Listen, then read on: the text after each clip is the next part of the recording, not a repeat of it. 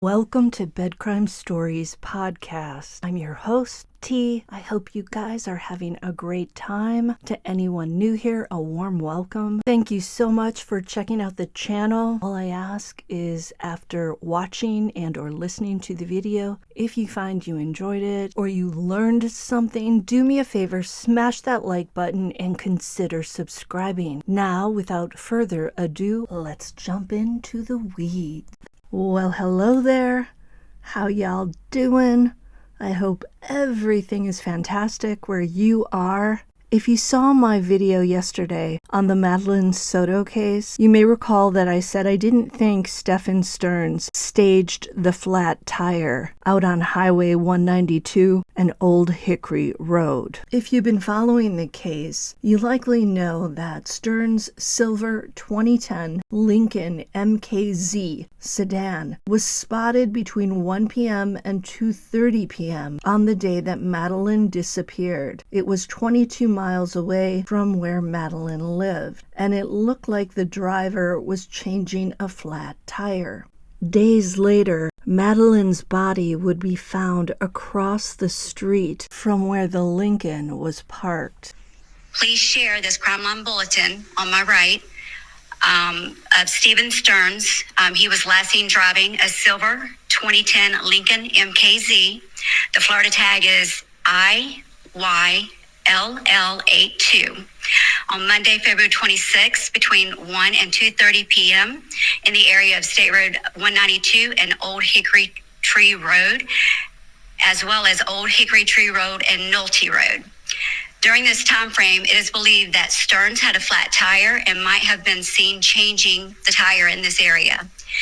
If anyone saw this vehicle or noticed anything suspicious, we're asking that they call Crime Line. I'm now wondering if Sterns did stage the flat tire as an excuse for parking his car on the side of the road at that time. Was Sterns trying to divert attention from the primary task of dumping a lifeless Maddie Soto out in a line of trees? As in, hey everybody, look over here. I've got a flat tire. Don't look over there where someone's messing around with something in the tree line. The owner of the land on which Maddie was left said that a gate near the dump site was left open on the day Madeline disappeared. The place where Sterns supposedly changed the tire was right across the street from that dump site. So now I feel like it's definitely a possibility that Sterns could have staged the flat tire to have a good excuse for being parked on that flat rural road for a period of time. Cars do go by there from time to time, so it's not a deserted place. If Sterns is the person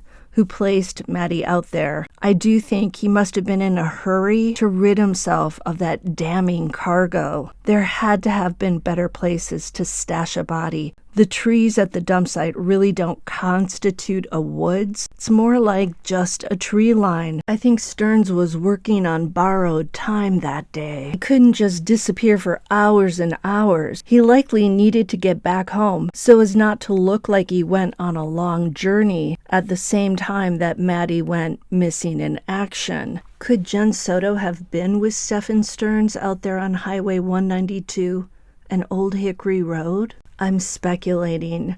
It's just as possible that Jen Soto was home sleeping while all this was going on. I'm trying to understand if it's possible that a mother could really be unaware that her on-again, off-again boyfriend, who sometimes lives with her and her young daughter, was essaying the child for years. Well, I stumbled upon a similar case out of Idaho. So in this other case, a man named Chris Hamburg essayed his girlfriend's young daughter for decades. And get this, he ultimately impregnated the young girl twice. Once when she was just 11 and another time when she was 13. The essay began in the 1990s when Hamburg began dating the girl's mother in Washington state. Hamburg started essaying the woman's daughter after he moved into their home. The daughter was just 8 or 9 years old when this all started, and the essay lasted, as I said earlier, for decades. At this point, Chris Hamburg moved the girl and her mother from Washington to Idaho in order to avoid Child Protective Services. But even though the daughter had given birth, the essay continued, and this girl fell pregnant again at age 13. Both times the girl gave birth to baby boys. Now, according to the girl, who's now a woman, her mother never put 2 and 2 together. The victim said her mother was unaware of what was happening, and because they knew a lot of relatives who had had children at ages 13, 14, and 15, it didn't strike the mother as all that odd. The girl didn't reveal the truth about who the father was until years later. Per the victim, when it was time for her to give birth, Hamburg would disappear. I bet he did. He didn't want to get busted. He'd only show back up once the baby was born. For this victim, the abuser began controlling her every move. He told her to lie about who fathered her kids, and it wasn't long before the girl was prevented from talking to or socializing with kids her own age. She and her mother weren't even allowed to talk to the neighbors. Girls said they were basically held captive inside the house. So the years go by, and one day the victim's son, who was then 14, asked for a computer. This is when the victim decided to go online, and she began communicating about her life. She even met her future husband, and he helped her reconnect with family members who had been iced out by Chris Hamburg. At some point, the victim met an online confidant who, by coincidence, had been a victim of road rage at the hands of the victim's abuser. The road rage victim was also the daughter of a U.S. attorney. This story is like a Lifetime movie. The road rage lady convinced the SA victim to have her kid's DNA tested, and a warrant was eventually issued for Chris Hamburg's DNA. A paternity test confirmed that he had fathered the victim's 2 sons. The ages of the boys confirmed that the girl had been a minor when she became pregnant by Hamburg. The FBI then tracked Hamburg down at a ramshackle motel in Montana. Eventually, he was convicted, so now he must register as an SO, and he's serving a 20-year sentence in prison. Personally, I think they should have removed some of his body parts, if you know what I mean. He should be in his 80s by the time he's released. This guy's crimes were more than 20 years before his conviction, but something called the PROTECT Act, which was passed in 2003, removed the statute of limitations for crimes involving the essay of a child. Before this act was passed, the statute of limitations expired when a victim turned 25. In Hamburg's case, the victim didn't report the crimes until 2021, well after she turned 25.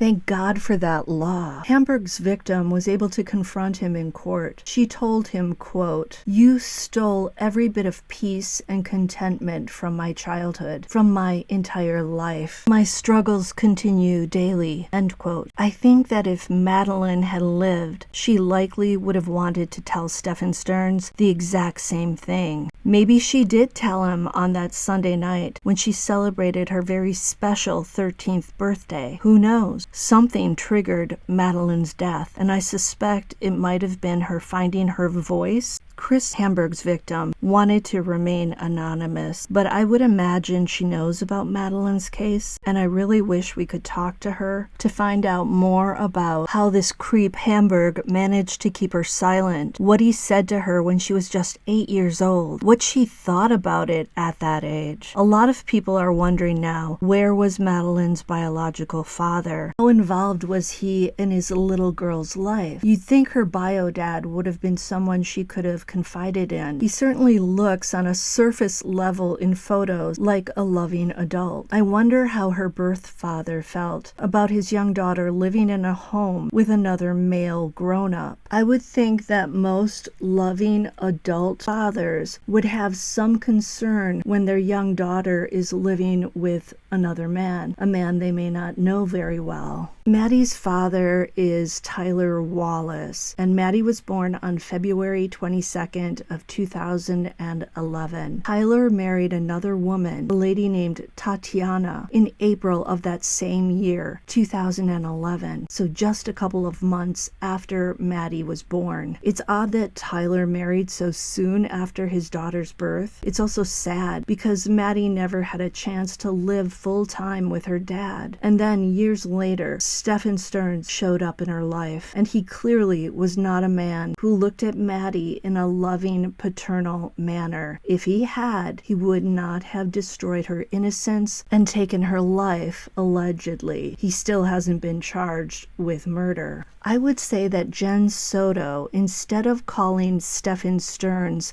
Maddie's stepfather, should have called him her groomer. And I don't mean that he did her hair or her makeup. That would have been more apropos. And I wonder if Maddie ever felt rejected by her bio dad. When a father doesn't marry the mother of his child, it can make the child feel less than, perhaps not worthy. I think Stephan Sterns saw this hole in Maddie's heart and used it as a way to weasel in there and also into her bedroom. Guys like Sterns look for vulnerable kids like Maddie, and perhaps their mothers too, who may also feel less than and abandoned. That does not mean that it's Tyler's fault, by the way. I'm not blaming Tyler Wallace. Sometimes people create babies before they figure out if they're compatible with one another. It happens, and unfortunately, the child often grows up feeling a sense of inadequacy. And even if the bio dad has a loving relationship with the child, the kid may still wonder why he didn't marry their mom. By the way, I heard a psychologist on another show say that guys like 37-year-old Stephan Sterns don't typically start essaying kids in their 30s. It usually starts much earlier, and there tend to be scores of victims in their wake. They also find jobs that allow them to interact with children. Is that why Stephan Sterns worked for Disney? Let me know what you think in the comments. Until the next time on Bed Crime Stories.